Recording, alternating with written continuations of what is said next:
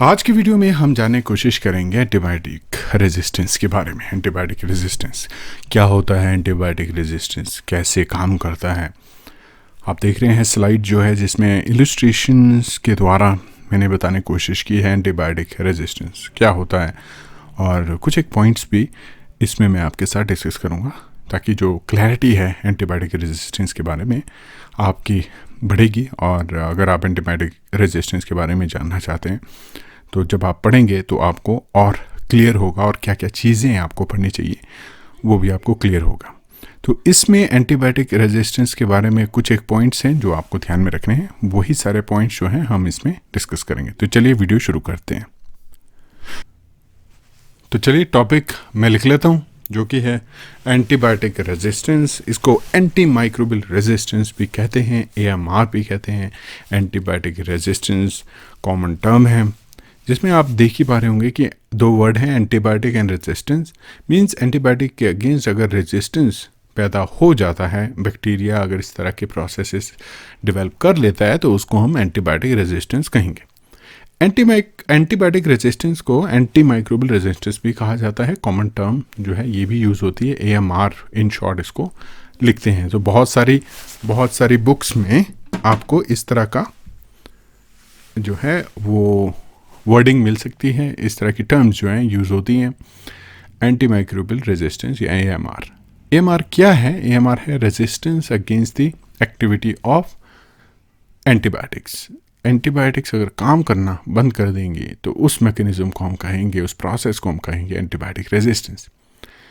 तो इलस्ट्रेशंस के माध्यम से आपको दिखाने की कोशिश कर रहा हूँ। देखिए, मान लीजिए इस तरह से आपके पास पॉपुलेशन ऑफ माइक्रो ऑर्गेनिजम्स हैं, बैक्टीरिया है।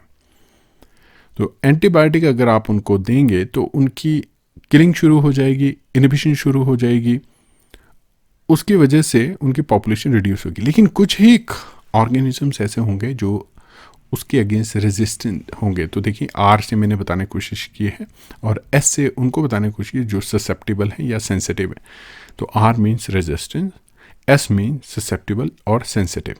और इसमें रेजिस्टेंट पॉपुलेशन जो है वो मल्टीप्लाई करेगी, वो बढ़ेगी, और आपके पास एक नया स्ट्रेन जो है, या हम कहें स्ट्रेन सेम बट उसमें जो है फीचर्स, जेनेटिक फीचर्स चेंज होंगे, फिनोटाइपिक फीचर्स अलग आएंगे। तो एक प्रोसेस ऑफ इवोल्यूशन का भी रिप्रेजेंटेशन हम इसको कह सकते हैं एंटीबायोटिक रेजिस्टेंस को। तो only antibiotic resistant bacteria will survive in that condition. तो एक इवॉल्व हो गई वो पर्टिकुलर स्पीशीज। तो एक बहुत अच्छा एग्जाम्पल है। और emergence of AMR is common nowadays. बहुत सारी एंटीबायोटिक्स जो हैं उनका इफेक्ट जो है कम्प्लीटली इट्स गॉन। बहुत सारे बैक्टीरिया ने एंटीबायोटिक रेजिस्टेंस डेवलप कर लिया है और ये बहुत कॉमन है। इसको हम एवोल्यूशनरी प्रोसेस भी कह सकते हैं, क्योंकि ऐसा मैंने पहले भी आपको बताया कि धीरे धीरे बैक्टीरिया जो है न्यू फीचर्स एक्वायर करना शुरू कर देता है, जिसकी वजह से एंटीबायोटिक रेजिस्टेंस डेवलप होता है। ये एक सीरियस और लाइफ थ्रेटनिंग इन्फेक्शन के लिए भी रिस्पॉन्सिबल हो सकता है, क्योंकि अगर इन्फेक्शन मान लीजिए किसी वाइटल ऑर्गन में, इंपॉर्टेंट ऑर्गन में होता है और बैक्टीरिया एंटीबायोटिक रेजिस्टेंट है, तो उसको ख़त्म करना, उसको इरेडिएट करना बहुत मुश्किल है। उसकी वजह से जो मॉर्बिडिटी है, मोर्टेलिटी है, वो बढ़ सकती है। Treatment cost is high, hospital stay is longer. Hospital में ज़्यादा टाइम तक रहना पड़ सकता है, ट्रीटमेंट जो है वो ज़्यादा टाइम तक करनी पड़ सकती है, उसकी वजह से उसकी कॉस्ट बढ़ सकती है। जो मोर्टेलिटी है यानी मौत की जो दर है, या मॉर्बिडिटी है या बीमार होने की जो दर है, वो हाई यानी बहुत ज़्यादा रह सकती है इन पर्टिकुलर ऑर्गेनिजम्स के केस में, और बहुत मुश्किल हो जाएगा इनको ट्रीट करना। नेक्स्ट जो अगर आप देखें तो किस तरह से बैक्टीरिया रेजिस्टेंस एक्वायर करता है, तो मान लीजिए एक एंटीबायोटिक है जो सेल वॉल पे अटैक कर रही है, उसका जो ग्रुप है वो स्पेसिफिकली बीटा लैक्टम एंटीबायोटिक्स ऐसी होती हैं जो पेप्टाइडोग्लाइकन जो प्रेजेंट है हमारी बैक्टीरिया की सेल वॉल के ऊपर, उस पर अटैक करता है। तो बैक्टीरिया ऐसी स्ट्रेटजी बनाएगा कि वो एंटीबायोटिक उस पर काम नहीं कर सकती। जैसे इसके केस में लैक्टेमेज एंजाइम प्रोड्यूस होते हैं जो उसको इनइफेक्टिव कर देते हैं। सेकेंड ग्रुप है हमारे पास प्रोटीन सिंथेसिस इनहिबिटर, जिसका एग्जांपल अमीनोग्लाइकोसाइड्स हैं। वो एंटीबायोटिक क्या करती हैं कि वो बाइंड करती हैं आपके राइबोसोमल यूनिट्स के ऊपर। तो 16S राइबोसोमल यूनिट के ऊपर वो बाइंड कर सकती हैं और अमाइनो ग्लाइकोसाइड्स एग्जाम्पल है उनका।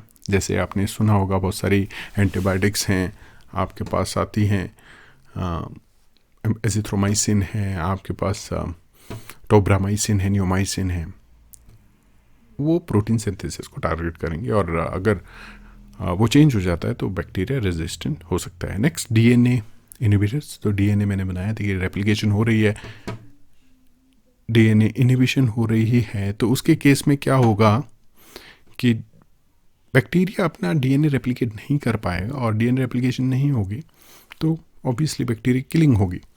वो एंटीबायोटिक्स डीएनए गायरेज एक एंजाइम होता है उसके ऊपर टारगेट करते हैं, तो उनको इनइफेक्टिव करने की कोशिश करते हैं। मान लीजिए इसके केस में डीएनए गायरेज की फंक्शनल साइट जो है वो चेंज हो जाती है, उसका अमीनो एसिड सीक्वेंस चेंज हो जाता है, म्यूटेशन आती है उसमें, तो एंटीबायोटिक ऑब्वियसली इफ़ेक्टिव नहीं रहेगी उसके केस में। तो ये कुछ स्ट्रेटजीज़ हैं जो बैक्टीरिया डेवलप करते हैं। रियल लाइफ एग्जांपल भी हम डिस्कस करेंगे। अभी तो मैंने इन जनरल आपको बताने की कोशिश की कि इस तरह से हो सकता है, उस तरह से हो सकता है, जैसे ये डेवलपमेंट हो सकती है, एंजाइम प्रोड्यूस हो सकते हैं। लेकिन क्या एंजाइम प्रोड्यूस हुए हैं?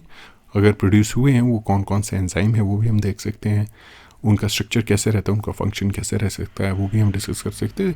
तो एक बहुत ब्रॉड टर्म है एंटीमाइक्रोबियल रेजिस्टेंस और बहुत सारे लोग इस पे काम कर रहे हैं, बहुत सारे लैब ग्रुप्स हैं जो इसमें काम करते हैं। मेरा अपना रिसर्च ग्रुप जो है इसके ऊपर काम करता है, जिसमें हम जानने की कोशिश करें किस तरह से बैक्टीरिया डेवलप करता है रेजिस्टेंट और किस तरह से जो है वो एंटीबायोटिक उसके अगेंस्ट काम करते हैं। तो ये कुछ एक चीज़ें हैं जो हमें एंटीबायोटिक रेजिस्टेंस के बारे में जाननी है। अभी हम इसको समझ नहीं पाए हैं पूरी तरह से।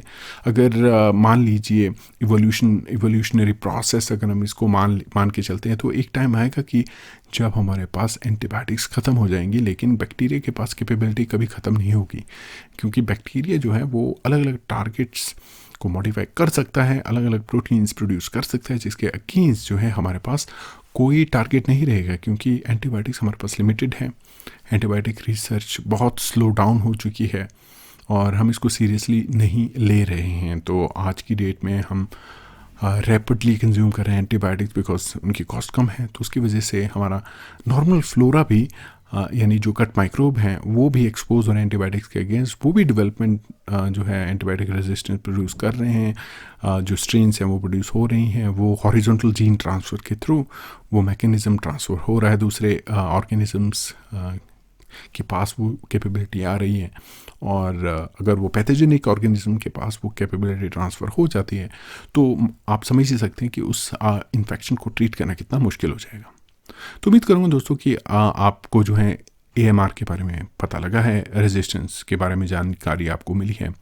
और अगर आप इस पर्टिकुलर टॉपिक के बारे में पढ़ना चाहते हैं तो डिटेल में अब आप पढ़ सकते हैं, आपको बेसिक जानकारी हो चुकी है। और साथ ही साथ मैं आपको सजेस्ट करूँगा कि मैकेनिज़्म के बारे में ज़्यादा पढ़िए, मैकेनिज़्म को समझने की कोशिश कीजिए, कौन कौन से टारगेट हैं उनकी आप लिस्ट बनाइए, क्योंकि यही इंपॉर्टेंट क्वेश्चंस हैं जो एग्ज़ाम में पूछे जाते हैं।